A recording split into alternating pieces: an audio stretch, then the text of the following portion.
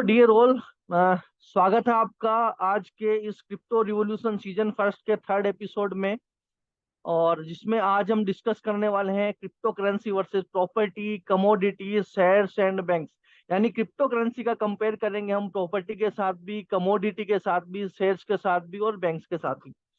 और इसमें कंपैरिजन में इस जूम मीटिंग के बाद में मैं आपसे कुछ क्वेश्चन आंसर भी करूंगा कि आपको इस पूरी जूम से क्या समझ में आया और आपके हिसाब से किस सेक्टर में क्या प्लस माइनस, हमें कौन से ऑप्शन पे जाना चाहिए। तो उम्मीद करता हूँ आप सभी लोग एक्साइटेड है इस सीजन को सुनने के लिए, इस एपिसोड को सुनने के लिए। तो आगे बढ़ते हैं हम। सबसे पहले मैं शुरुआत करता हूँ क्रिप्टो करेंसी वर्सेस प्रॉपर्टी, यानी क्रिप्टो करेंसी का रियल एस्टेट से क्या कंपेरिजन है, अपन देखते हैं नेक्स्ट स्लाइड में। देखिए, real estate is a more stable and predictable option. Real estate जो है ना, एक स्टेबल ऑप्शन है इन्वेस्टमेंट का। स्टेबल दैट मीन्स हमने पैसा दिया, बदले में हमने प्रॉपर्टी लिया, प्रॉपर्टी की रेट क्या है वो हमारे सामने है। अब जब वो रेट ग्रोथ करेगी तो वो बहुत स्लो प्रोसेस से ग्रोथ करेगी। तो एनीवन, कोई भी पर्सन आइडिया लगा सकता है कि इस प्रॉपर्टी की प्रेजेंट में वैल्यू कितनी है, और जो भी वैल्यू होती है वो एक लंबे समय तक स्टेबल रखती है। तो रियल एस्टेट क्या है, एक स्टेबल ऑप्शन है एंड प्रिडिक्टेबल ऑप्शन है। हर कोई व्यक्ति आइडिया लगा सकता है कि इस सेक्टर में या इस जगह पे अभी प्रॉपर्टी की क्या रेट चल रही होगी। रियल एस्टेट से हमें बेनिफिट ये होता है कि हमें कुछ टैक्स बेनिफिट मिल जाता है यदि हमने कुछ प्रॉपर्टी ली और डाउन पेमेंट के रूप में हमने मान लीजिए कुछ पेमेंट देके बाकी अमाउंट का हमने लोन लिया, तो उस लोन पे हमें टैक्स बेनिफिट मिल जाता है। यदि मैं क्रिप्टो करेंसी की बात करूं तो crypto currency offer the potential for high returns. Property में जहां रिटर्न बहुत स्लो है, आप सोच के देखो कि आपके आसपास जो प्रॉपर्टी की रेट है वो आज के 1 साल पहले, 2 साल पहले, 5 साल पहले क्या थी, और आज उस प्रॉपर्टी की रेट क्या है। आपको पता चल जाएगा कि रियल इस्टेट में जो ग्रोथ है वो कितनी स्लो है। और लास्ट स्लाइड में मैं बताऊंगा भी एनुअल कितनी ग्रोथ है रियल इस्टेट में। लेकिन अभी क्रिप्टो करेंसी की बात करूं तो क्रिप्टो करेंसी में ये पोटेंशियल है कि वो हमें हाई रिटर्न दे सकता है विद सिग्निफिकेंट रिस्क। एक थोड़ी सी रिस्क के साथ में वो हमें हाई रिटर्न दे सकता है। और डियर फ्रेंड, रिस्क हर जगह होती है, लेकिन यहाँ पे कैलकुलेटेड रिस्क है, right. Real estate doesn't see big swing. Real estate के मार्केट में कोई बहुत बड़ी स्विंग नहीं आती, मार्केट में कोई बहुत ज्यादा उतार चढ़ाव नहीं आता। ऐसा कभी नहीं होता कि आज आपने 1 करोड़ की प्रॉपर्टी ली और 6 महीने बाद वो 10 करोड़ की हो जाए। ऐसा रियल इस्टेट में कभी नहीं होता। हो सकता है 1 करोड़ से 10 करोड़ होने में उसको 50 साल लग जाए, राइट। तो real estate doesn't see big swing in the market and is therefore relatively stable. Real estate इसीलिए स्टेबल है क्योंकि वह मार्केट में बहुत ज्यादा उतार चढ़ाव नहीं आता। लेकिन यदि मैं क्रिप्टो की बात करूं, on the other hand see regular swing. Crypto market में रेगुलर उतार चढ़ाव होता है, यानी वो हर इंडिविजुअल को हर समय मौका देती है कि वो अपने इन्वेस्टमेंट को कैसे ग्रो कर सकता है। क्योंकि इस मार्केट में उतार चढ़ाव है तो हमें हर रोज बार बार ऑप्शन मिलता है अर्निंग अपॉर्चुनिटी का, राइट। तो ये चीज डिपेंड करती है कि हमें रियल एस्टेट में एक स्टेबल मार्केट पे जाना है या क्रिप्टो करेंसी में एक वोलेटाइल मार्केट पे जाना है जहां हम पर डे अपनी इनकम अपॉर्चुनिटी को फाइंड आउट कर सकते। Crypto currency is treated as property for tax purpose. मैं आपकी जानकारी के लिए मैं बता दूं, क्रिप्टो करेंसी को भी एक तरह से प्रॉपर्टी माना गया है टैक्स पर्पज के लिए। यानी क्रिप्टो करेंसी भी एक तरह की प्रॉपर्टी है, इसको भी आप टैक्स पर्पज में बेनिफिट ले सकते हो, लेकिन इसके लिए कंडीशन है holding investment for the long term over 3 years. यदि आप क्रिप्टो करेंसी में इन्वेस्ट करते हो और आपका इन्वेस्टमेंट कम से कम 3 साल का है, आज आपने क्रिप्टो खरीदी, कम से कम 3 साल के लिए आपने उस क्रिप्टो को होल्ड पे रखा है, तो आपकी वो क्रिप्टो एज ए प्रॉपर्टी के इक्वल मानी जाएगी। और आपको to qualify for the lower long term capital gain tax rate, आपको क्रिप्टो पे जो टैक्स देना है वो टैक्स आपका कम लगेगा। जैसे अभी मालूम है कि क्रिप्टो पे गवर्नमेंट ने 1% टीडीएस, 30% टैक्स किया है, ठीक है। लेकिन आपने कोई भी क्रिप्टो बाई किया और उस क्रिप्टो को अपने पास कम से कम 3 साल होल्ड रखा है, तो 3 साल बाद आप जो भी कैपिटल गेन पे टैक्स दोगे वो टैक्स रेट आपको कम लगेगी। ये चीज आप जरूर ध्यान में रखिए। Crypto assets are generally treated as a form of personal property. Crypto एक पर्सनल प्रॉपर्टी की तरह है। आज आपने पैसा दिया, पैसे देके क्या किया आपने, एसेट्स ही तो खरीदी है। लोग कंफ्यूज होते हैं, क्रिप्टो करेंसी, करेंसी मतलब ये किसी देश की मुद्रा होगी, ऐसा नहीं है। क्रिप्टो करेंसी एक डिजिटल एसेट है जो पीयर टू पीयर एक वैलेट से दूसरे वैलेट में ट्रांसफर होती है। जब आप पैसे देके क्रिप्टो खरीदते हो तो दैट मीन्स आपने डिजिटल एसेट्स बाई किए हैं। और यदि आप उस एसेट्स को कम से कम 3 साल होल्ड रखते हो तो वो एज ए प्रॉपर्टी कंसिडर करेगी। जब गवर्नमेंट उस पर टैक्स भी देगी ना, तो उसमें कैपिटल गेन जो टैक्स है वो कम लगेगा आपके, राइट। और the integration of blockchain technology as streamline property transaction. देखिए, रियल इस्टेट में भी फ्रॉड से बचने के लिए ब्लॉकचेन आ चुकी है, ये मैं बता दूं आपको। सपोज आपने सुना होगा कि एक प्रॉपर्टी है वो कई जगह बेची जा चुकी है। एक प्रॉपर्टी एक नहीं, दो नहीं, तीन नहीं, चार चार पांच पांच जगह बेची जा चुकी है। क्यों? डॉक्यूमेंट्स में घपलेबाजी की वजह। लेकिन यदि रियल इस्टेट का सारा जो कंसेप्ट है वो ब्लॉकचेन पे आ जाए, तो किसकी प्रॉपर्टी है वो ब्लॉकचेन पे मेंशन होगा, किसको बेची गई वो भी ब्लॉकचेन पे मेंशन होगा। तो यहाँ पे ट्रांसपेरेंसी होगी, फ्रॉड से बच पाओगे और कॉस्टिंग भी कम लगेगी यहाँ पे। तो ये क्रिप्टो में और रियल इस्टेट में हल्का सा डिफरेंस ये है कि रियल इस्टेट बहुत धीरे धीरे ग्रो करती है, कछुए की चाल से आगे बढ़ती है। ठीक है। और क्रिप्टो करेंसी में डेली अपॉर्चुनिटी मिलती है अर्निंग की। राइट। नेक्स्ट स्लाइड पर यदि मैं जाऊं तो यहाँ पे कुछ और कंपेयर में बताना चाहूंगा आपको। डिसएडवांटेज और एडवांटेज क्या है रियल इस्टेट के भी, क्रिप्टो करेंसी के, दोनों अपन समझते हैं। सबसे पहले मैं रियल इस्टेट के यदि डिसएडवांटेज की बात करूं कि प्रॉपर्टी में हमें क्या क्या लॉस हो सकता है या क्या क्या हानियां हो सकती है, तो उसको समझिए। सबसे पहले रियल इस्टेट का सबसे बड़ा ड्रॉबैक है हाई एंट्री बैरियर। आपको यदि उसमें एंटर करना है ना, तो आपके पास बहुत मोटा पैसा होना चाहिए। हर कोई आदमी, नॉर्मल व्यक्ति रियल इस्टेट में एंटर नहीं कर सकता। High entry barrier. Not every one can afford to buy rental properties. हर कोई व्यक्ति उस प्रॉपर्टी को अफोर्ड नहीं कर सकता। और कोई भी व्यक्ति उस प्रॉपर्टी को यदि लेता भी है तो it requires a large down payment which can mean heavy डेप्ट फॉर सम इन्वेस्टर। यानी यदि आज किसी व्यक्ति ने कोई प्रॉपर्टी खरीदी है तो उसका डाउन पेमेंट इतना ज्यादा होता है कि उस डाउन पेमेंट के चक्कर में बहुत सारे इन्वेस्टर्स क्या होते हैं, डेप्ट में चले आते हैं। उनको लोन लेना पड़ता है, बहुत बड़े अमाउंट में लोन लेना पड़ता है, और उस वजह से वो कर्ज में चले आते हैं। तो ये बहुत बड़ा ड्रॉबैक है रियल एस्टेट प्रॉपर्टी का कि आम आदमी प्रॉपर्टी नहीं खरीद सकता। अच्छी प्रॉपर्टी यदि खरीदनी है आम आदमी नहीं खरीद सकता। यदि आम आदमी ने खरीद भी ली ना, तो डाउन पेमेंट चाहे बैंक लोन हो उसको कर्ज लेना ही लेना पड़ेगा। ये सबसे बड़ा ड्रॉबैक है। दूसरा ड्रॉबैक क्या है? मेंटेनेंस। सपोज आपने अपना एक अच्छा सा सुंदर सा घर बनाया और आपने सोचा कि घर का एक पोर्शन में रेंट पे दे दूं। और आपने यदि एक साल भी उस पोर्शन को रेंट पे दिया है ना किसी को, और एक साल बाद आप उस रेंटेड पोर्शन में खुद रहना चाहते हो, तो मान के चलो कम से कम 1 से 2 लाख रुपए आपको फिर से लगाना पड़ेगा मेंटेनेंस के लिए। क्योंकि हर कोई उसको अपना मकान समझ के नहीं रखता। तो इस दूसरा सबसे बड़ा ड्रॉबैक है कि maintenance can take up a lot of time and money for investors. जब आप मेंटेनेंस करवा रहे होते हो उस प्रॉपर्टी की, तो उसमें आपको बहुत ज्यादा टाइम भी लगता है और बहुत ज्यादा पैसा भी खर्च होता है। तो दो ड्रॉबैक है, आम आदमी एंटर नहीं कर सकता रियल इस्टेट में, और मेंटेनेंस बहुत हाई और बहुत ज्यादा टाइम लेता है। बेनिफिट्स क्या है रियल इस्टेट के? कंटिन्यूअस कैश फ्लो है। दैट मीन्स आज आपने कोई प्रॉपर्टी ली, उस पर कंस्ट्रक्शन बनाया और उस प्रॉपर्टी को आपने रेंट पे डाल दिया, तो कंटिन्यूअस आपको कैश फ्लो आता रहेगा एक पैसिव इनकम के रूप में। ये बेनिफिट भी है। टैक्स बेनिफिट भी मिलता है। यदि आपने लोन लेके प्रॉपर्टी डेवलप की है तो उस लोन के अगेंस्ट आपको टैक्स बेनिफिट मिलता है। और इंक्रीज इन वैल्यू। यदि उस प्रॉपर्टी को आपने कम से कम 40 से 50 साल रखा है, सोल्ड आउट नहीं किया है, तो आपको कुछ अच्छा रिटर्न दे सकती है। प्रॉपर्टी की कुछ प्लस पॉइंट भी है। अब इसके अगेंस्ट में यदि मैं बात करूं क्रिप्टो करेंसी, कुछ डिसएडवांटेज भी है लेकिन बेनिफिट ज्यादा है। कैसे? डिसएडवांटेज क्या है? हाई वोलेटिलिटी है। यानी इस मार्केट में थोड़ा बहुत रिस्क है।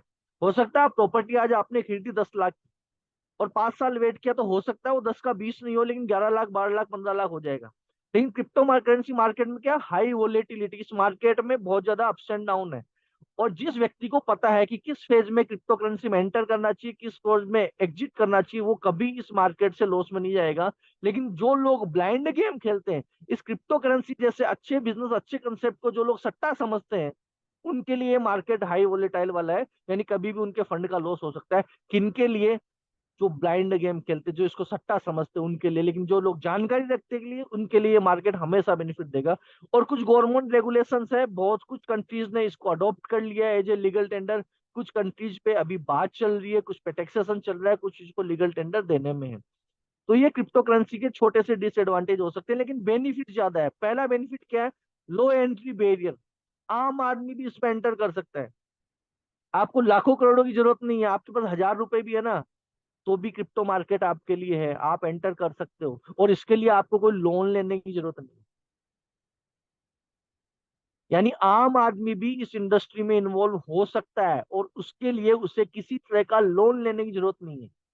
और जबकि आप खुद जानते हो, आप रियल इस्टेट में अपने आसपास किसी भी व्यक्ति को उठा के देख लो जिसने रियल इस्टेट में इन्वेस्ट किया है, उसने कहीं ना कहीं से 95% लोगों ने लोन लिया ही है। तो आपके सामने एक तो ऐसी इंडस्ट्री है जिसमें एंटर करने के लिए लोन लेना पड़ेगा, और एक ऐसी इंडस्ट्री है जिसमें आम आदमी एंटर कर सकता है। तो आपको डिसाइड करना है किस इंडस्ट्री का आप चुनाव करते हैं। एक quick increase in value, value जो बढ़ती है ना वो बहुत फटाफट से बढ़ती है। मुझे मालूम है, अभी नवरात्रा जब स्टार्ट हुई थी तो $5 रेट था व्हाइट बिटकॉइन का, अभी $6 है। तो मजा आ गया, बहुत सारे लोगों का फंड 20% इंक्रीज हो गया इसी नवरात्रा नवरात्रा में। तो क्विक इंक्रीज होता है वैल्यू में। It is more reliable and secure. ये बहुत रिलायबल है, क्यों? क्योंकि ये ब्लॉकचेन पे वर्क करती है, डिसेंट्रलाइज और बहुत सिक्योर है। और सबसे मजे की बात बताऊं, आज आपने प्रॉपर्टी किसी से खरीदी तो जरा सोच के देखो रजिस्ट्री के लिए कितना पैसा देना पड़ेगा। तो मुझे मालूम है, मैंने रिसेंटली सभी के आशीर्वाद से एक प्रॉपर्टी बाई की है मैंने, तो मुझे मालूम है वहां पे जो रजिस्ट्री पे जो अमाउंट जाता है रजिस्ट्री करवाने के लिए, 1 लाख पे 9,000 रुपए के समथिंग वहां पे अमाउंट देना पड़ता है। तो यहाँ पे आप समझ गए होंगे क्रिप्टो करेंसी में जब आप ट्रांजेक्शन करते हो तो आपकी ट्रांजेक्शन फीस कितनी नॉमिनल लगती है। सोच के देखो, आपने 1 लाख नहीं 10 लाख का WBTC भी ट्रांसफर किया तो लगना तो वही 0.0005 है। तो कॉस्टिंग कितनी, ट्रांसफर की कॉस्टिंग फीस कितनी चीप है। और ट्रांजेक्शन फटाफट होता है, ना हमें किसी ऑफिशियल के चक्कर लगाने पड़ते हैं, ना किसी एडवोकेट को बुलाना पड़ता है। समझ रहे होंगे आप मेरी बात, फास्टर ट्रांजेक्शन, 3 से 4 मिनट में अगले के पास एसेट गई। और वो ट्रांजेक्शन वेरीफाइड भी होता है, क्रिप्टो करेंसी वाला ट्रांजेक्शन वेरीफाइड होता है। आपको मालूम है व्हाइट बिटकॉइन में भी ट्रांजेक्शन 12 बार वेरीफाई होता है। और ये जो इन्फॉर्मेशन है वो पूरी तरह से ट्रांसपेरेंट है, आप ब्लॉकचेन पे सब देख सकते हो। और सबसे मजे की बात बताऊं, क्रिप्टो करेंसी में आप इन्वेस्टमेंट कभी भी कहीं भी कर सकते हो। आपको रात को 2 बजे मूड बनाइए क्रिप्टो खरीदनी चाहिए, खरीद सकते हो। आप रहने वाले कहीं के भी हो, आप पूरे वर्ल्ड में कहीं भी घूमने गए हो, आप खरीद सकते हो। यहाँ पे ना आपको उस क्रिप्टो को फिजिकली जाके देखने की जरूरत है, ना उसके कागज संभालने की जरूरत है, ना उसको नाप लेने की जरूरत है। आप दुनिया में कहीं भी कभी भी वो क्रिप्टो ले सकते हो। तो ये कुछ डिफरेंस है क्रिप्टो करेंसी और रियल एस्टेट मार्केट में। और आपको एक सबसे बड़ी न्यूज में बता दूं आपको, स्क्रीन पे मैं जो आप सबको दिखाने वाला हूँ उसको देख के आप सभी को भी ये रियलाइज होगा कि वाकई में हम कितनी बड़ी इंडस्ट्री में। एक दुनिया की बहुत बड़ी शख्सियत से मैं आपको मिलवाने जा रहा हूँ, जो कि आज से लगभग 50-60 साल, तकरीबन आज से 30-40 साल पहले से एक बहुत इस रियल एस्टेट सेक्टर की बात कर रहे थे, और आज वो किस सेक्टर की बात कर रहे हैं आप खुद देखेंगे। ये स्क्रीन पे आप देख रहे होंगे, ये शख्स है दुनिया के मशहूर अर्थशास्त्री, नोबेल प्राइज विनर और बहुत बड़े राइटर, जिनकी बुक्स पूरे वर्ल्ड में फेमस है, rich dad poor dad, cash flow quadrant, इस सीरीज के नाम से। आज के कुछ सालों पहले से वो कहते आए थे रियल एस्टेट में इन्वेस्ट करना सबसे अच्छा ऑप्शन है। लेकिन अब उनका स्टेटमेंट बदल गया। जो पिक्चर आप स्क्रीन पर देख रहे हो, ये पिक्चर आज से लगभग 3 महीने पुरानी है, मुंबई की एक कॉन्फ्रेंस की, जिसमें तकरीबन 20,000 लोगों के बीच में कॉन्फ्रेंस में रॉबर्ट टी कियोसाकी सर ने कहा है कि यदि आपको अपना फ्यूचर सिक्योर करना है इन्वेस्टमेंट के मामले में, तो one and one only option है जो ग्रोइंग ऑप्शन है, वो है बिटकॉइन यानी कि क्रिप्टो करेंसी। तो दुनिया का जो सबसे बड़ा इकोनॉमिस्ट है, जिससे कई देशों की गवर्नमेंट ओपिनियन लेती है, वो ये कह रहा है कि रियल इस्टेट गुजरे जमाने की बातें हो गई है, अब नया दौर है, आओ बात करते हैं क्रिप्टो करेंसी की। जब वो व्यक्ति क्रिप्टो करेंसी के बारे में राय दे रहा है, तो आप और हमें किसमें इन्वेस्ट करना चाहिए ये हमें सोचना होगा। तो डियर फ्रेंड, ये कंपेरिजन था रियल इस्टेट का क्रिप्टो करेंसी से। नेक्स्ट में कंपेयर बता रहा हूँ रियल इस्टेट का कमोडिटी मार्केट से। राइट, ये मैं रिक्वेस्ट करना चाहूंगा, एक दो लोग हैं जो बार बार इसको अनम्यूट कर रहे हैं, वो प्लीज म्यूट कर ले। अर्चना जी प्लीज म्यूट कर ले। तो हम बात करते हैं रियल क्रिप्टो करेंसी का, अब हम कंपेयर करते हैं कमोडिटी से। कमोडिटी से हम कंपेयर करें उससे पहले एक बार हम जान लेते हैं कि आखिर कमोडिटी होती क्या है। ठीक है, देखिए, ए commodity is a basic goods. Commodity क्या है? एक आधारभूत चीज है, that can be interchanged with other goods of same time, जो कि दूसरी उसी तरह की चीज से क्या हो सकती है? इंटरचेंज हो सकती है। Often A raw material used in producing other goods और सर्विस। जनरली क्या होता है, कमोडिटी में रॉ मटेरियल का यूज होता है, यानी रॉ मटेरियल के रूप में एक चीज है, वो उसी तरह की दूसरी चीज में क्या होती है? आदान प्रदान होती है। ऐसी चीजों को अपन बोलते हैं कमोडिटी। जैसे कुछ कमोडिटी की मैं बात करूं, जैसे हार्ड कमोडिटी जो होती है उसमें आता है जैसे ऑयल और गैस, या फिर मेटल्स आते हैं जैसे गोल्ड और सिल्वर, इनको हम हार्ड कमोडिटी बोलते हैं। ऑयल, गैस, गोल्ड, सिल्वर, ये हार्ड कमोडिटीज में आता है। जबकि सॉफ्ट कमोडिटीज में क्या आती है, कुछ एग्रीकल्चर गुड्स और कॉटन, कपड़ा, ये सब किस में आते हैं, कुछ सॉफ्ट कमोडिटीज में आते हैं। ठीक है। तो कमोडिटीज में बेसिकली होता क्या है, कमोडिटीज को रेगुलेशन की जरूरत नहीं होती, बहुत कम रेगुलेशन की जरूरत होती है। और पूरी दुनिया कमोडिटी में क्या करती है, कमोडिटीज को ट्रांसफर करती है। जैसे आपने सदियों से, जैसे मैंने बताया था फर्स्ट टॉपिक में, कि सदियों से कमोडिटी ट्रांसफर होती आ रही है। किसी के पास गेहूं है, उसने गेहूं के बदले चने ले लिए, कमोडिटी ट्रांसफर कर ली, उसमें कोई रेगुलेशन की जरूरत नहीं पड़ी। लेकिन कमोडिटी का यदि वाया एक्सचेंज लोग आदान प्रदान करते हैं ट्रेडर के माध्यम से, तो वो फ्यूचर एंड ऑप्शन, यानी कि इसको कहते हैं वायदा बाजार, इसके माध्यम से वो क्या करते हैं, कमोडिटी को लाइव रेट में बाई और सेल कर सकते हैं ऑनलाइन भी, राइट।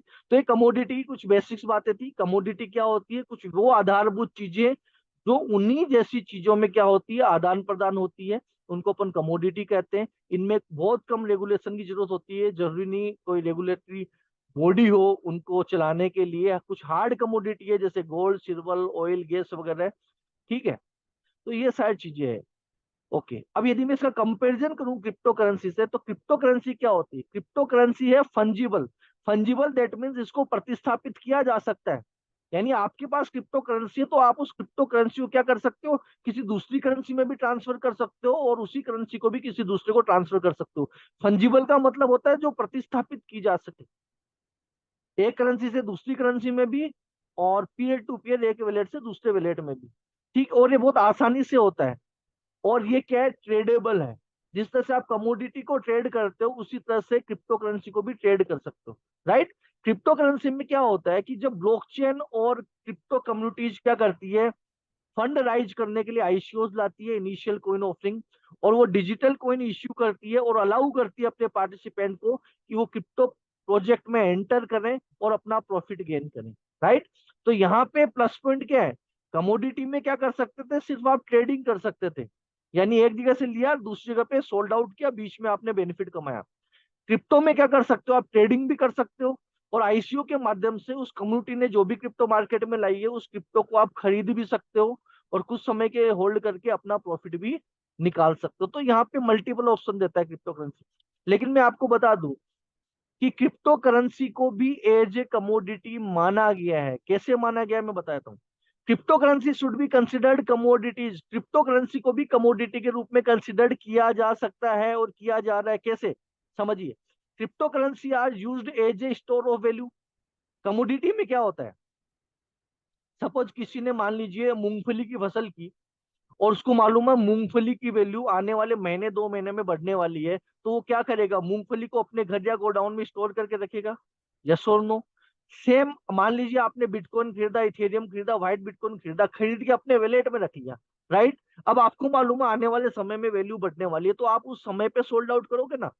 तो कमोडिटी की तरह क्रिप्टो करेंसी में भी क्या होता है, स्टोर ऑफ वैल्यू, राइट। और सिमिलर टू कमोडिटी, यानी कमोडिटी की तरह जैसे गोल्ड को ट्रेड करते हैं, ठीक है, उसी तरह से इन्वेस्टर क्रिप्टो करेंसी को भी क्या कर सकते हैं, ट्रेड कर सकते हैं। तो सेम क्रिप्टो करेंसी को भी एक तरह से कह सकते हैं, क्रिप्टो करेंसी क्या है, कमोडिटी का मिरर है। यानी क्रिप्टो करेंसी को आईने में देखोगे तो सामने कमोडिटी नजर आएगा। यानी इसमें वो सारे फीचर्स है जो एक कमोडिटी में होते हैं, एडवांस ही मिलेंगे आपको, कुछ फीचर्स कम नहीं मिलेंगे। जैसे यदि मैं बात करूं, bitcoin, Ethereum, light coin, white bitcoin, इनको क्या माना गया है, एक तरह से कमोडिटी माना गया है। और जो टेथर होता है, यूएसडीटी और बीयूएसडी, इनको भी कमोडिटी के रूप में माना गया है। यदि आप सर्च करोगे गूगल पे, विकिपीडिया पे, बुक्स में जाओगे, तो आपको पता चलेगा कि बहुत सारे organisation Bitcoin, Ethereum, Litecoin, USDT, BUSD, इनको एज ए कमोडिटी मानते हैं। तो ये थी सारी बात कमोडिटी के बारे में। अब अपन बात करते हैं जो हमारा सबसे बड़ा इश्यू रहता है मार्केट में, शेयर मार्केट को लेके।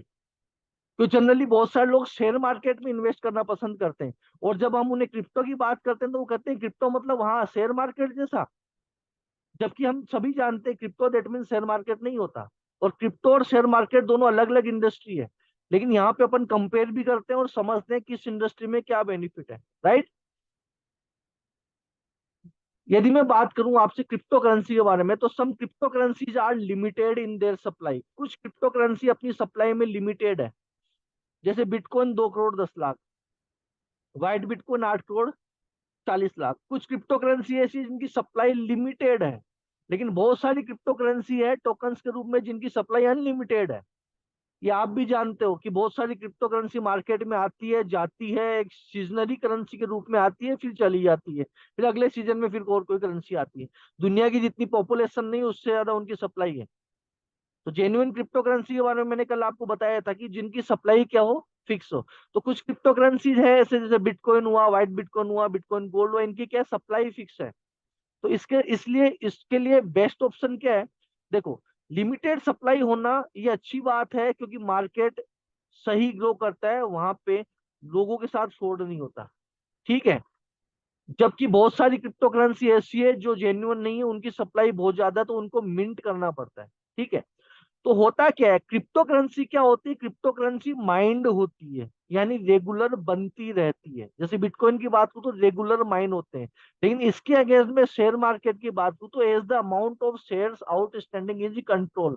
जबकि शेयर का जो अमाउंट है, किस कंपनी के कितने शेयर है, वो फिक्स हो जाते हैं पहले ही, और उनकी कोई माइनिंग वाइनिंग नहीं होती। उनकी कोई माइनिंग वाइनिंग नहीं होती, उनका स्वामित्व बदलता रहता है। ठीक है। समझ रहे हो? जैसे मान लीजिए आपने बड़ी बड़ी मूवीज में देखा होगा कि एक व्यक्ति है जिसके पास एक कंपनी के बहुत बड़े ऑर्गेनाइजेशन के कुछ शेयर्स हैं। तो दूसरा व्यक्ति आता है, उन शेयर्स को खरीद लेता है और बोलता है भाई तू हट, अब मैं मालिक बन के बैठूंगा। समझ रहे हो? तो वहां पे कंट्रोल होता है और वो कंट्रोल बदल भी सकता है। जबकि क्रिप्टो करेंसी में ऐसा नहीं है। यदि किसी ने क्रिप्टो करेंसी ली है तो जिसके पास वो क्रिप्टो करेंसी, कंट्रोल उसके हाथ में, राइट।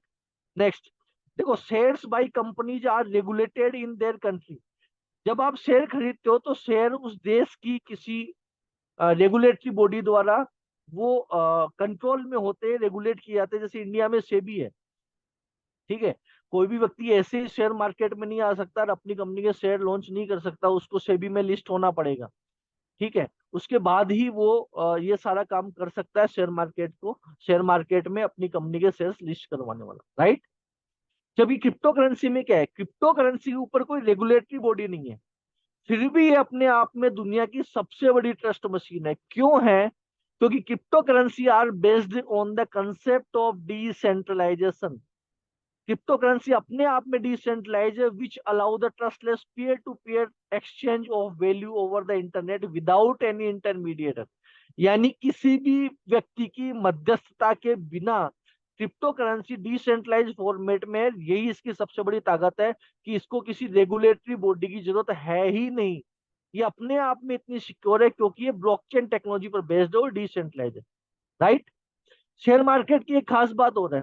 शेयर मार्केट में सपोज आज रिलायंस की कोई कंपनी है, आप उस कंपनी के मालिक तो नहीं बन सकते, लेकिन उस कंपनी के थोड़े से शेयर खरीद के आप उस कंपनी के आंशिक मालिक बन सकते हो। ये शेयर मार्केट की एक खास बात है। ठीक है। चाहे बनो 1% के, आधा परसेंट के, चौथाई परसेंट के, 5% के, लेकिन उस कंपनी के शेयर खरीद के आप उस कंपनी के मालिक बन सकते हो। लेकिन क्रिप्टो करेंसी में क्या है, क्रिप्टो करेंसी इस तरह से डिजाइन की गई है कि इसका जो ट्रांजेक्शन है क्रिप्टो करेंसी का, वो कॉइन के रूप में इस तरह से होता है कि यहाँ पे आप मालिक तो नहीं बन सकते क्योंकि क्रिप्टो करेंसी पे किसी का स्वामित्व नहीं है, लेकिन एटलीस्ट आपने जितनी क्रिप्टो खरीदी है उनका स्वामित्व आपके पास रहेगा। फॉर एग्जाम्पल इसको समझिए, मान लीजिए आपने किसी कंपनी के शेयर खरीदे। ठीक है। कुछ ही मान लीजिए आपने कोई कंपनी, रिलायंस की कोई कंपनी है, आपने मान लीजिए उस कंपनी के 1% शेयर खरीदे, तो आप उस कंपनी के 1% शेयर होल्डर तो हो गए, राइट। लेकिन अब आपके शेयर की वैल्यू बढ़ेगी या घटेगी, ये डिपेंड किस पे करता है? वो रिलायंस पे करता है कि उसका मालिक अनिल अंबानी है कि मुकेश अंबानी है। मेरी चीज समझ रहे होंगे आप। लेकिन क्रिप्टो करेंसी में क्या है, क्रिप्टो करेंसी में आप अपनी एसेट के खुद मालिक हैं।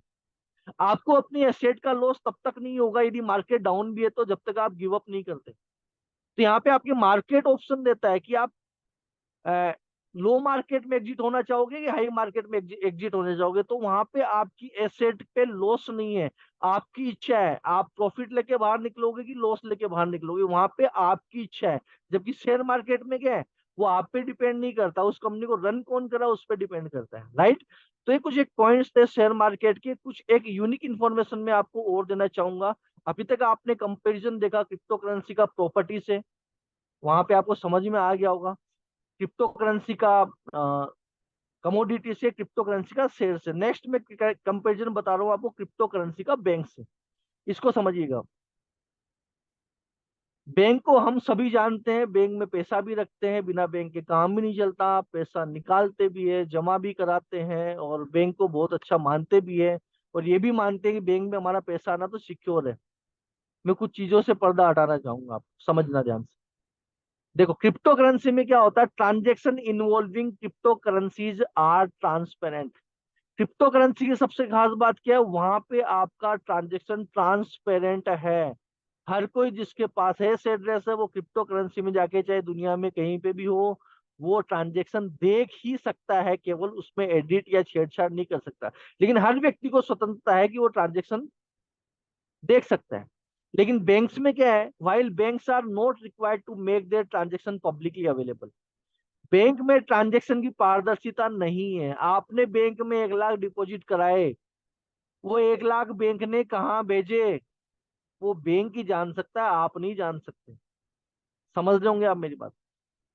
तो बैंक में ट्रांजेक्शन पब्लिकली अवेलेबल नहीं है, जबकि क्रिप्टो करेंसी खास बात क्या है, ट्रांजेक्शन ट्रांसपेरेंट है।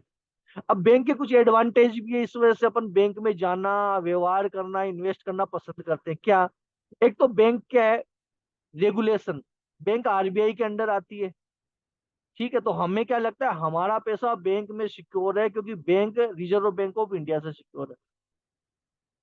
शायद हो सकता है मैं जो जानकारी दे रहा हूँ वो सही है या नहीं है, लेकिन मेरे ख्याल से सही है। बैंक में 100 रुपए से ऊपर के नोट की बैंक गारंटी नहीं लेता, पहली चीज। आपने बैंक में पैसा जमा करा रखा है, इनकेस यदि बैंक दिवालिया हो जाता है तो शायद कुछ लिमिट है 1 लाख या 5 लाख की, उससे ऊपर गवर्नमेंट भी गारंटी नहीं देती कि इतना फंड आपको रिफंड हो जाएगा। तो यदि आपने बैंक में करोड़ों रख रखे हैं तो एक बार थोड़ा चेक जरूर कर लेना उसमें से आपका कितना फंड सिक्योर है। इस बारे में मैं ज्यादा नहीं बोलूंगा क्योंकि सटीक इन्फॉर्मेशन मुझे भी नहीं है, लेकिन हाँ इतना पता है कि बैंक में आप जितना भी पैसा जमा कराओगे वो पूरा पैसा वहां पे भी सिक्योर नहीं है।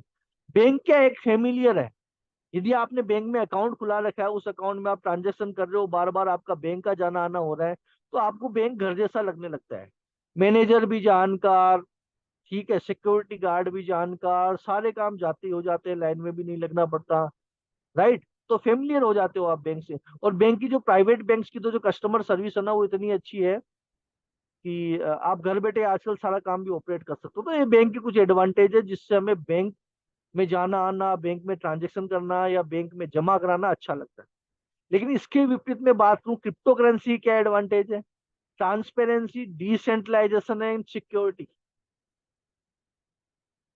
डिसेंट्रलाइज, मुझे बताइए, मुझे अच्छी तरह से याद है 2009 के समथिंग यूएस में 2-3 बड़े बड़े बैंक दिवालिया हुए थे, उसकी वजह से पूरी दुनिया में मंदी आ गई थी और लोगों का पैसा डूब गया था, आज तक उनको नहीं मिला। ठीक है, मुझे बताइए, अपने दिल पे हाथ रखिए, क्या आपका बैंक में रखा पैसा सिक्योर है? लेकिन क्रिप्टो करेंसी में क्या है, आपकी एसेट आपके पास, किसी एक व्यक्ति उसको मैनिपुलेट नहीं कर सकता कि वो आपके पैसों से छेड़छाड़ कर दे, मार्केट से छेड़छाड़ कर दे। कम्युनिटी डिसाइड करती है, डिसेंट्रलाइज और पूरी तरह से पारदर्शिता है। अब मैं क्रिप्टो और बैंक का आपस में रिलेशन क्या है वो मैं बताता हूँ। बहुत सारी वर्ल्ड की टॉप बैंक है जो क्रिप्टो को कस्टडी सर्विस में, जैसे मान लीजिए आपके पास आज गोल्ड है, आपके पास मान लीजिए 1 किलो सोना है, मानने में क्या जा रहा है, और होगा बहुत से लोगों के पास। आप बैंक में जाके बैंक के लोकर में वो गोल्ड रखते हो तो बैंक आपको कस्टडी सर्विस प्रोवाइड करती है, लोकर प्रोवाइड करता है। उस तरह से वर्ल्ड की कुछ टॉप बैंक्स है, जैसे स्टैंडर्ड चार्टर्ड बैंक, इसका नाम आपने सुना होगा, बीएनवाई मेलन और सोशल जनरल, ये कुछ बैंक्स ऐसी है जो क्रिप्टो कस्टडी सर्विस भी आपको प्रोवाइड करवाती है। यानी आप इन बैंक्स में अपनी क्रिप्टो को रख के, ठीक है, लोकर सुविधा भी या जो भी कस्टडी सर्विस है वो ले सकते हो। ठीक है, क्रिप्टो पे लोन भी मिलता है, क्रिप्टो पे लोन भी मिलता है। 2 तरह के क्रिप्टो लोन होते हैं, centralize finance and decentralize finance. Centralize finance में कहा क्या खास बात है कि आपने जो कस्टोडियल क्रिप्टो रखा है बैंक में, उस पर आपको लोन मिलता है। ठीक है, और लोन तो मिलता ही मिलता है, साथ साथ आप उस क्रिप्टो पे भी ट्रेड करके अपनी जो रीपेमेंट टर्म है ना उसको चेंज कर सकते हो। राइट? यदि मैं दुनिया की टॉप 6 बैंक्स की बात करूं जो क्रिप्टो कस्टडी प्रोवाइड करती है या जो क्रिप्टो फ्रेंडली है, तो कुछ नाम आपके सामने है। कोइनबेस ग्लोबल आईएनसी, कोइन इसका नाम है। केन, ठीक है। इसके अलावा स्क्रीन पे आपको नजर आ रहे होंगे बीआरपीएचपी, रियोट, एसआई, मारा। ये कुछ ऐसी बैंक्स है, वर्ल्ड की टॉप बैंक्स है जो क्रिप्टो फ्रेंडली बैंक्स है। राइट, तो मैंने क्रिप्टो की आपको बैंक से सिमिलरिटी भी बताई है, बैंक के जो फीचर्स है वो क्रिप्टो में भी आपको मिलते हैं। कंपैरिजन मैंने आपको बताया है क्रिप्टो का रियल एस्टेट, कमोडिटी, शेयर और बैंक से। अब एक इंपॉर्टेंट स्लाइड की तरफ बढ़ता हूँ, वो स्लाइड जरूर समझ लीजिएगा। मैं एनुअल रिटर्न की बात कर रहा हूँ। आपके पास पैसा है, आपने बहुत मेहनत से बनाया है, बहुत हार्ड मनी है, आपके पास इन्वेस्टमेंट ऑप्शन है। आपको ये पहले चेक करना होगा कि किस इन्वेस्टमेंट ऑप्शन में मुझे सालाना कितना रिटर्न मिलेगा। तो समझते हैं अगली स्लाइड से। यदि मैं बात करूं annual return in all investment options, right, तो रियल इस्टेट की बात करूं तो रियल इस्टेट का एवरेज जो सालाना रिटर्न है मैक्सिमम 11.6% है। और इंडिया की बात करूं तो ये रिटर्न डिपेंड करता है आप किस सिटी में रहते हो, और ये रिटर्न है लखनऊ का। इंडिया में रियल इस्टेट की सबसे ज्यादा वैल्यू इंक्रीज होती है, वो होती है लखनऊ में। और उसका मैक्सिमम सालाना जो रिटर्न है ना 11.6%। तो मंथली रिटर्न कितना होता है, 1% से भी कम। आप समझ सकते हैं। यदि कमोडिटी की बात करूं तो दुनिया की सबसे वैल्यूएबल कमोडिटी है पेलेडियम। दुनिया की सबसे वैल्यूएबल कमोडिटी है पेलेडियम। उसको कोई व्यक्ति खरीद के कम से कम 30 साल होल्ड रखे, तब उसका सालाना रिटर्न जो आता है मैक्सिमम वो आता है 7.68%। कमोडिटी का, दुनिया की सबसे पॉपुलर कमोडिटी को कम से कम 30 साल होल्ड रखे तो सालाना मैक्सिमम रिटर्न आता है 7.68%। तो मंथली रिटर्न कितना आप सोच सकते हो, मुश्किल से 60 पैसा भी नहीं। यदि मैं स्टॉक मार्केट की बात करूं, आपने किसी स्टॉक को खरीदा और कम से कम उसको 20 साल के लिए होल्ड पे रखा, तो आपका सालाना मैक्सिमम एवरेज रिटर्न आता है 10%, यानी महीने का 1% भी नहीं। ये तीनों ही जो सेक्टर है ना, रियल एस्टेट, कमोडिटी और स्टॉक मार्केट, ये आपको महीने का 1% रिटर्न भी नहीं देते। एनुअल इनकी ग्रोथ रेट 12% से भी कम है। यदि मैं बिटकॉइन की बात करूं तो बिटकॉइन का जो सालाना रिटर्न है, यदि 2010 से 2022 तक की कैलकुलेशन देखी जाए, तो बिटकॉइन का जो सालाना एवरेज रिटर्न है वो है 1576%। और अभी तक का टोटल रिटर्न है 18,912%। अब मेरे ख्याल से इसके आगे मुझे बोलने की जरूरत नहीं है, आप कुछ समझ गए होंगे कि अपना इन्वेस्टमेंट कहाँ बेहतर हो सकता है। सो डियर फ्रेंड्स, ये थे मेरे आज के डूम के टॉपिक।